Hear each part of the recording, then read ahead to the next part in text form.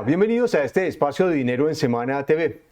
Los saluda Carlos Enrique Rodríguez, subdirector de Semana. Hoy nos acompaña el doctor Alejandro Linares, expresidente de la Corte Constitucional, quien luego de su paso por la rama judicial regresa a una de las principales firmas de abogados del país, en la que trabajó, por cierto, muchos años, Gómez Pinzón. Doctor Linares, bienvenido. Buenos días, Carlos Enrique. Muchas gracias por tenerme aquí en Semana.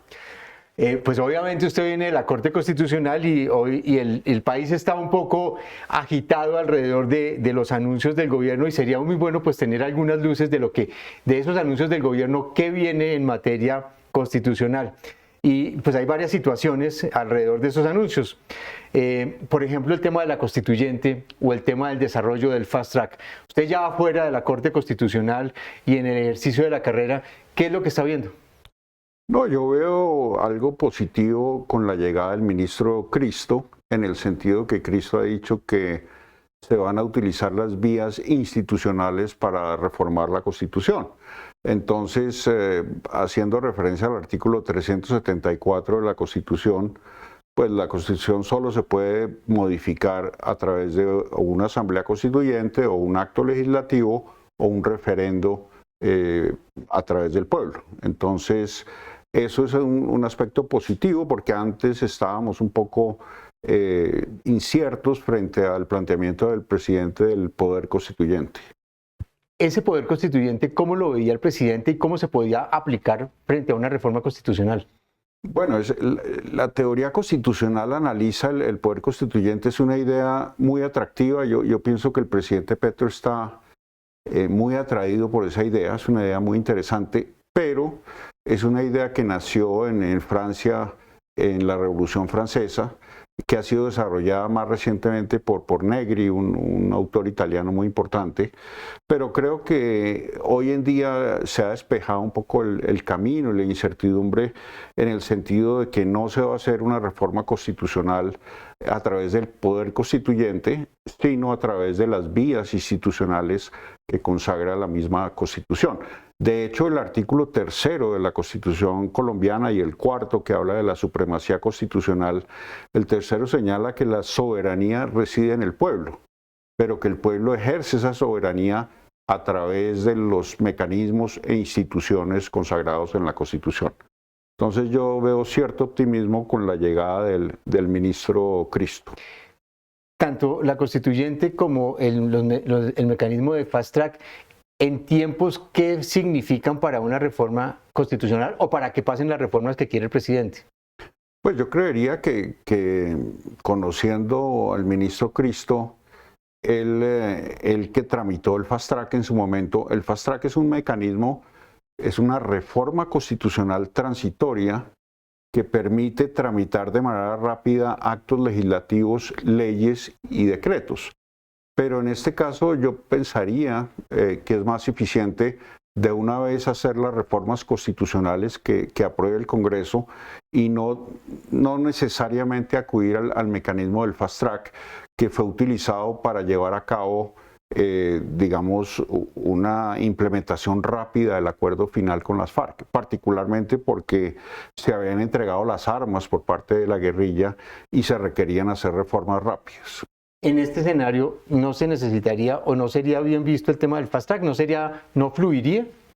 Yo veo que el mecanismo del fast track en este instante es innecesario, existiendo las tres vías de la Constitución. Yo pienso que con el pragmatismo del ministro Cristo, creo que él se va a ir por alguna de las tres vías que señala la misma Constitución y prontamente va a desechar el fast track, porque el fast track es un paso adicional, porque requiere una reforma constitucional previa para después tramitar reformas constitucionales por las vías de la Constitución. Pero el presidente el 20 de julio dijo que insistiría en el fast track.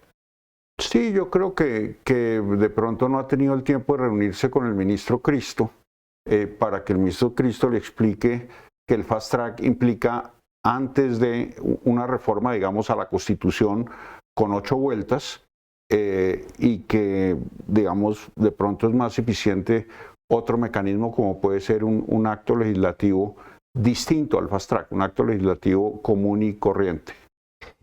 En tiempos, ¿cómo es el recorrido tanto de la constituyente o si el presidente insiste en el tema del fast track? Yo creo que los tiempos son muy similares. Una reforma constitucional requiere pues dos vueltas, 8 debates. De hecho, estaríamos ya tal vez a finales del 25 si se aprueba la reforma en las dos legislaturas. Entonces, yo veo los tiempos muy cortos, muy estrechos. Incluso quienes piensan en el tema de la reelección, se les olvida que el acto legislativo 2 del 2015 señala que la prohibición de reelección solo se puede revivir o por asamblea constituyente o por referendo de iniciativa popular. Entonces, esa misma reforma, el acto legislativo 2 del 2015, la hizo el mismo ministro Cristo siendo ministro de Santos. Entonces, yo veo los tiempos muy estrechos y por esa razón, digamos, no soy tan pesimista como el resto de los colombianos. Usted coincide un poco con el planteamiento del doctor Vargas Lleras en el sentido de que si hay una constituyente, bienvenida a la constituyente desde el punto de vista institucional como se está manejando a partir de la Constitución. Pues coincido en el sentido de que yo me preocuparía de que en una elección es muy posible que muchas de las conquistas que se han alcanzado con la Constitución del 91 se puedan reversar. De cierta manera, creo que la agenda progresista de estos 33 años de Constitución podría echarse para atrás si la derecha, digamos, ganara una Asamblea Nacional Constituyente. Por esa razón, pienso que es mejor irnos por las vías ordinarias, las vías que ha mencionado el ministro Cristo. Uno de los proyectos bandera del presidente pasó y fue aprobado y hace unos días él la sancionó, que fue la reforma pensional. Sin embargo, se han anunciado muchas demandas por el tema del trámite que se dio, por la falta de debate que hubo en el tema del Senado, de la Cámara. ¿Qué está pasando ahí? ¿Qué futuro puede tener la reforma pensional con todas estas aristas que se están generando?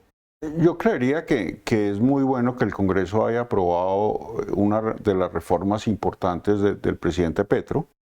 Veo aspectos positivos en esa reforma, por ejemplo, el pilar solidario es algo muy bueno. El hecho de que, digamos, se haya creado una nueva comisión para los fondos, pues eso he oído temas de que van a demandar ante la Corte, hay vicios de trámite, pero creo que es una reforma importante y además que muestra, digamos, la eficacia que tuvo el gobierno en el Congreso. Entonces, eso además le quita piso a una eventual constituyente, porque en la medida en que se puedan tramitar las necesidades de Colombia a través del Congreso de la República, pues mucho mejor para la democracia. Entonces vuelvo a la constituyente. ¿Usted está de acuerdo o no está de acuerdo? Yo creo que pues el presidente está en todo su derecho de proponerla. El Congreso está en todo su derecho de analizarla y revisarla, pero yo creo que los tiempos son inoportunos. Yo no creo en que los tiempos den para que dentro del gobierno del presidente Petro se alcancen a hacer todos los cambios que él quiere. Entonces, tampoco me gusta que al próximo presidenta o presidente le entreguen el poder con una constituyente andando, y por esa razón también creo que es inoportuna e es inconveniente. Finalmente, podría haber ciertos temas objeto de constituyente, por ejemplo, el tema del ordenamiento territorial es un tema muy importante, pero creo que ese tema en 33 años no ha podido ser objeto de un consenso entre las distintas fuerzas políticas del país, y creería que de pronto es mejor hacer una propuesta por las vías ordinarias sin necesidad, digamos, de ir a una constituyente o sin necesidad, digamos, de acudir a un mecanismo como el fast track. Ese es un tema lo suficientemente sensible y delicado y toca todos los intereses regionales y centrales, y por esa razón es mejor hacerlo, digamos, con calma, con despacio y con buena letra. en una constituyente se puede abrir una puerta que no se pueda cerrar, es decir, puede entrar muchísimos temas para discusión o hay unos temas que están definidos y que no podría pasar. Se lo pregunto, guardando las proporciones, por supuesto, con una reforma tributaria que dicen, vamos a hacer solo unas cosas y de pronto le meten todo como si fuera un árbol de Navidad. Bueno, es un tema interesante. La Constitución del 91 fue producto de un decreto del presidente Gaviria donde se limitaba la agenda a ciertos temas. El juez constitucional en esa época, la Corte Suprema de Justicia, dijo que no se podía limitar la agenda de una Asamblea Nacional Constituyente y en esa medida la constituyente se convirtió, digamos, creó toda una nueva constitución y derogó la Constitución de 1886. Hoy en día la Constitución permite la posibilidad de tener una constituyente parcial y eso dependerá mucho de la ley que presente el presidente, pues el gobierno ante el Congreso. Todo depende de la ley que convoca la Asamblea Nacional Constituyente, qué temario tiene, qué limitaciones tiene, etcétera, etcétera. Hasta ahora pues no hemos visto esa ley. Me imagino que en los próximos días, si se presenta un proyecto ante el Congreso, pues veremos qué ocurre y si el Congreso la aprueba o no la aprueba. La Corte ha declarado inexequibles bastantes iniciativas o algunas iniciativas del gobierno. El tema de la reforma tributaria en algunos artículos se cayó, el tema de deducibilidad de regalías, en fin. La creación del Ministerio de la Igualdad también tuvo ahí, aunque dejó abierta una puerta con los 2 años para que entrara en vigencia. ¿Usted cómo está viendo el tema de las iniciativas que ha anunciado el gobierno, particularmente la nueva reforma tributaria y la reforma de los servicios públicos?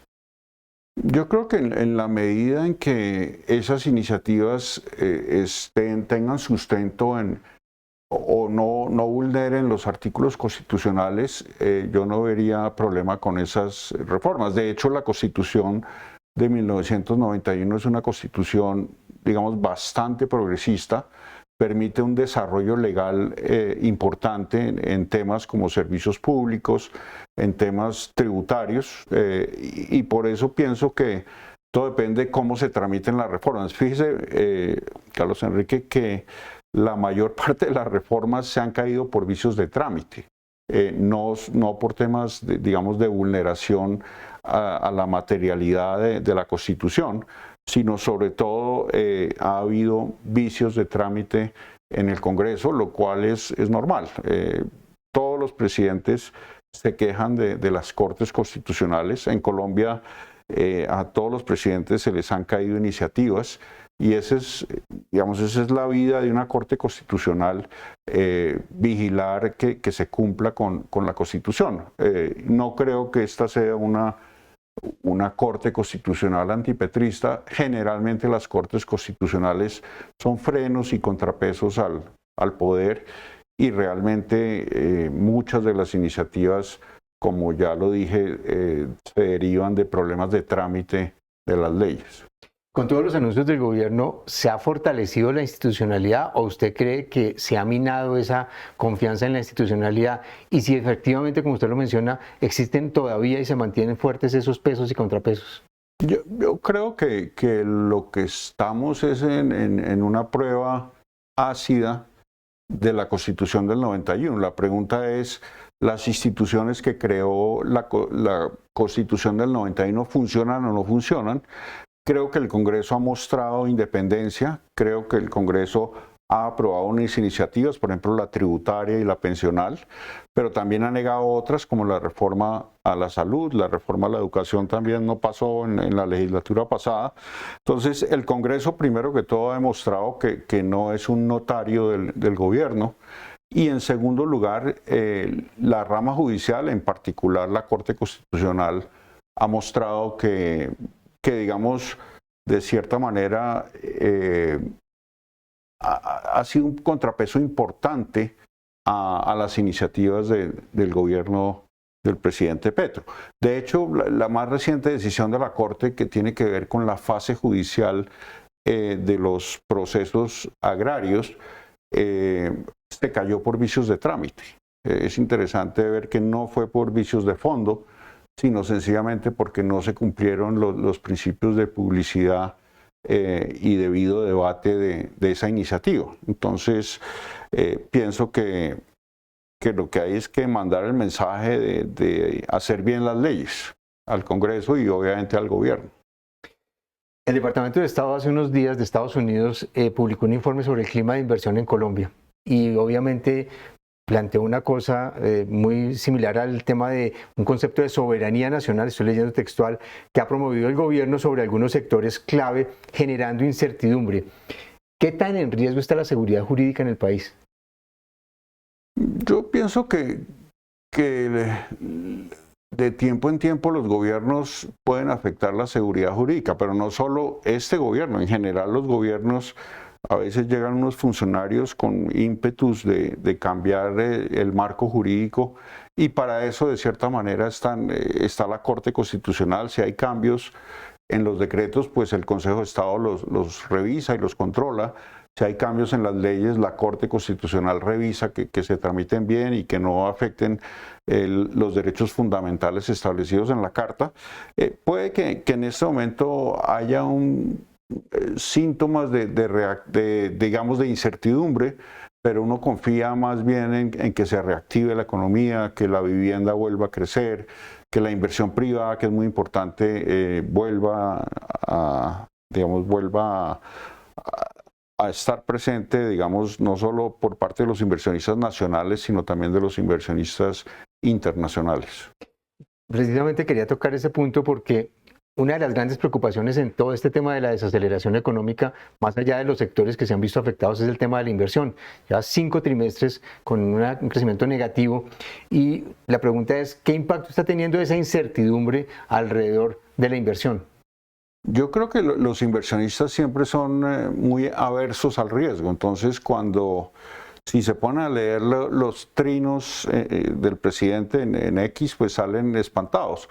Cuando consultan gente más tranquila como yo, saben que esos son gajes del oficio, digamos que lo que importa, digamos, frente al clima de inversión no solo son las declaraciones en X, sino más importante las reformas que se tramitan en el Congreso. Ahora, vamos a ver qué pasa ahora con la reforma a la Ley de Servicios Públicos, vamos a ver qué pasa con la Ley de Financiamiento, vamos a ver qué pasa con la regla fiscal. Si uno ve esas ideas ya plasmadas en el Congreso, es muy distinto a verlas, digamos, como un anuncio gubernamental. Entonces, estaremos muy a la expectativa y en eso creo que me voy a dedicar un poco a tranquilizar a inversionistas para señalarles que deben tener mucha calma y mirar con paciencia y un poco de tranquilidad las iniciativas del gobierno. Sí, los inversionistas están un poco temerosos. Uno ve el riesgo país de Colombia subiendo y uno ve, por ejemplo, anuncios como el de Moody's, donde cambia su perspectiva de estable a negativa, que puede ser la antesala a una bajada de calificación en este segundo semestre del año y obviamente eso le puede pegar también al clima de inversión. Sí, yo creo que el ministro Bonilla y el director de Crédito Público Acosta son personas que saben que en la medida en que aumente el riesgo país, pues aumenta la tasa de interés sobre los bonos internacionales de Colombia. Y ellos son muy conscientes de ese tema y por eso yo leo mucho más a Bonilla y a Acosta que los trinos del presidente Petro, porque ellos saben que hay que darle tranquilidad y estabilidad a los inversionistas internacionales. ¿Cómo ha visto usted desde la Corte o ya fuera de la Corte el papel del Banco de la República?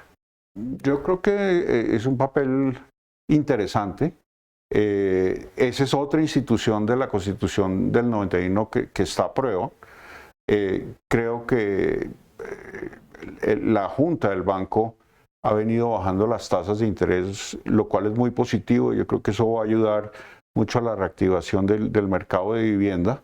Y en ese sentido ha sido una institución independiente. A pesar de que el gobierno quisiera bajar la tasa de interés más rápido, el banco en su mayoría y en su visión de la macroeconomía, pues ha tratado de ir bajando las tasas, pero tampoco tanto, porque infortunadamente la inflación no ha logrado bajar lo que quisieran los economistas del banco. Y repuntó.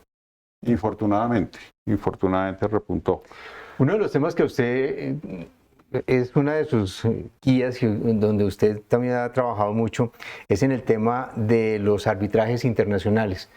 ¿Cómo está Colombia en ese escenario? Porque vimos un momento en donde tuvimos un pico de demandas internacionales, luego se calmó, ahora están esos fallos de ese pico, se están dando. ¿En qué estamos como con las demandas internacionales? Yo diría que estamos bien, no hay que ser muy optimistas, pero estamos muy bien. Recientemente salió el fallo de Coro, donde Colombia no fue condenada a pagar ningún daño, lo cual me parece algo muy positivo. Ahí yo resaltaría, a través de los gobiernos, no solo en este gobierno, sino en los pasados, el buen manejo que ha tenido la Agencia de Defensa Jurídica del Estado.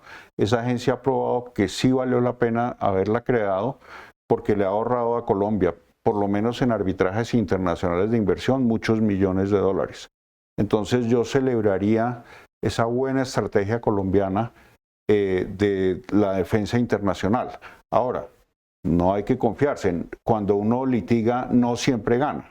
En algún momento vamos a perder algún arbitraje internacional de inversión y por eso, pues digamos, no hay que acabar la agencia el día que eso pase, sino más bien reforzar la defensa jurídica del Estado. Ahora que ya salí al sector privado, me voy a dedicar un poco a ese tema, no a demandar a Colombia, pero sí a mirar los aspectos relacionados con el arbitraje internacional de inversión en la región. Obviamente, y eso está enmarcado con los acuerdos de inversión y con los tratados de libre comercio. Correcto, correcto. Le preguntaba eso porque ya que está en el sector privado, como usted lo menciona ahora, en el mercado legal, ¿qué está funcionando más hoy si no tenemos inversiones? ¿Fusiones de adquisiciones o litigios? Yo diría que los litigios van creciendo a medida que la economía se va desactivando. Cuando la economía está boyante, hay muchas fusiones y adquisiciones. Cuando la economía no está tan bien, hay más litigios y arbitrajes. Digamos, el arbitraje es un negocio, y el litigio en general es un negocio contracíclico que ayuda mucho a las firmas de abogados. ¿Qué tanto ha impactado el sector legal, a las firmas de abogados, los anuncios del gobierno, el tema de la constituyente, el tema del fast track, el tema de las reformas que ha venido planteando y el paso por el Congreso?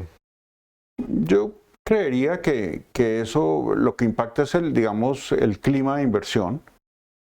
Por eso uno debe ser muy preciso en cuanto al asesoramiento a clientes, de que una cosa son los anuncios en X y otra cosa son las leyes en el Congreso. Yo creería que el Congreso de la República, a pesar de su desprestigio, es un Congreso serio, responsable, y vamos a ver qué ocurre en esta legislatura, porque es una legislatura muy importante, sobre todo porque teniendo al frente a un ministro como el ministro Cristo, pues uno creería que no va a haber grandes cambios radicales en relación a la Constitución de 1991. De pronto uno va a ver es una profundización de la agenda progresista de la misma Constitución del 91, pero no veremos, cambios grandes, que acaben con la iniciativa privada. Yo no creo que eso ocurra. Desde el punto de vista del sector legal, ¿cómo están viendo un poco la estrategia de reactivación? Porque cuando uno mira los anuncios del gobierno, tienen que pasar por una reforma tributaria, las inversiones forzosas, la regla fiscal, las tres tienen que pasar por el Congreso, y creo que la reactivación toca darla ya. Sí, estamos muy atentos a los proyectos de ley, sobre todo en la Comisión Tercera. Creo que la ley de financiamiento va a entrar por la tercera a la Cámara. Hay que mirarla bien, porque pienso que un relajamiento de la regla fiscal puede afectar toda la macroeconomía en la medida en que afecte el riesgo país. Yo pensaría que un ministro tan responsable como el ministro Bonilla no quisiera relajar la regla fiscal, porque sabe de los efectos que eso tiene en los mercados internacionales. Entonces, el mercado legal está muy atento a las iniciativas que presenta el gobierno en esta legislatura que inició este sábado. ¿Qué pasa con todos estos escándalos alrededor de temas de corrupción, UNGRD y el impacto que pueda tener, por ejemplo, en el ministro Bonilla? Yo sinceramente espero que el ministro Bonilla continúe como ministro de Hacienda. ¿Por qué? Porque me parece una persona que da mucha tranquilidad a los mercados. Me parece que un cambio de ministro de Hacienda en este momento no sería tan positivo para el clima de inversión, tanto nacional como internacional. Confío, digamos, en los anuncios que ha hecho el ministro en relación a la reactivación económica, que tiene que ser inmediata, y creo que se están dando unas reuniones muy interesantes con el sector privado para ver cuál es la mejor forma de reactivar la economía de manera rápida. Yo creo que debe haber inversión pública en infraestructura, en bienes de largo plazo, y obviamente el mercado de vivienda en Colombia ha sido un mercado muy, muy importante en relación con el Producto Interno Bruto. Entonces, preferiría para mí como colombiano que el ministro Bonilla continuara, y creo que estos escándalos de corrupción son muy negativos para el sector privado, para la percepción que tiene el sector privado de que ve que sus impuestos no están siendo utilizados como uno cree que deben ser utilizados. Y en ese orden de ideas, ¿qué genera más ruido? ¿Un ministro que está siendo señalado por algunos actos de corrupción en materia de congresistas, o que se vaya el ministro? Yo prefiero que el ministro se quede. Creo que digamos, la Comisión Interparlamentaria de Crédito Público se creó en el año 1959, y esa comisión, su objetivo fundamental en el año 59 era tener unos congresistas que asesoraran en ese momento al gobierno en el trámite de los créditos internacionales. Hoy en día se ha convertido en un trámite de los préstamos internacionales de Colombia, y de pronto esa función que cumplía la Comisión Interparlamentaria de Crédito Público se ha desfigurado, y creería que eso amerita una reforma importante en los trámites del crédito externo en Colombia, pero filosóficamente era una buena comisión que lo que hacía era tener los ojos del Congreso en los trámites del crédito externo. En Colombia el crédito externo generalmente ha estado muy centralizado en el Ministerio de Hacienda y Crédito Público, y de cierta manera las comisiones económicas del Congreso tenían sus ojos sobre el proceso de endeudamiento público a través de esa Comisión Interparlamentaria de Crédito Público, que, como le digo, fue creada en el año 1959. Y su idea era vigilar cómo se gastaba el cupo en el endeudamiento, o sea, la autorización que le daba el Congreso al gobierno para los trámites del crédito externo. Pero lo que hemos visto hoy en día es que eso se ha deformado de una forma que uno quisiera, digamos, reestructurar esos trámites del crédito público. Hemos hablado de las reformas en el Congreso, sin embargo, la autonomía que tienen los distintos ministerios y las distintas carteras, pues hace que tomen decisiones que están generando algunos impactos, por ejemplo, en materia ambiental, sobre todo el tema minero, o en la reforma laboral, que quitaron unos artículos para meterlos por vía decreto. ¿Qué tanto ruido está generando eso desde el punto de vista legal? Mucho ruido.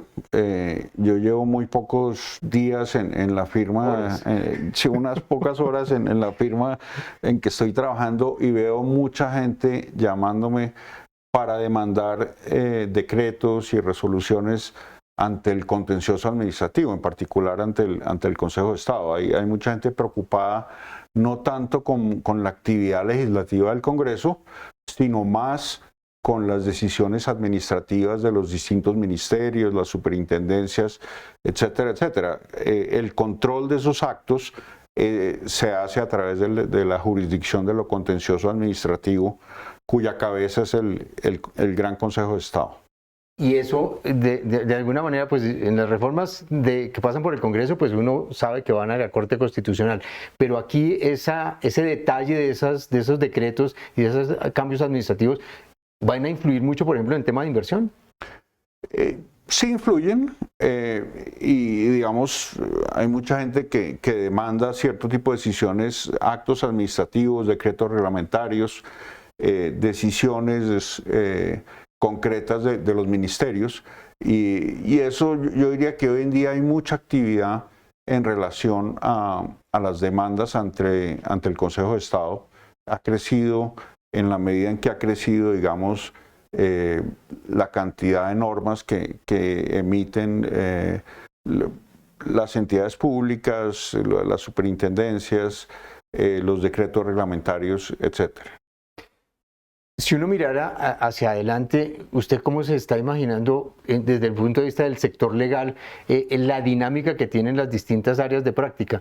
Hoy, ¿cuáles están priorizando sobre otras cuando uno ha visto que, pues, dependiendo del modelo, del movimiento económico, pues hay unas que tienen mayor protagonismo? Hoy, ¿cómo es ese protagonismo? Pues yo pienso que, primero que todo, estuve ausente del mercado de servicios legales por cerca de 8 años. Uno allá en la corte está en su caja de cristal y no baja de la realidad del mundo. El mundo de las firmas se ha sofisticado mucho. Hay mucha gente joven y, digamos, haciendo buen trabajo.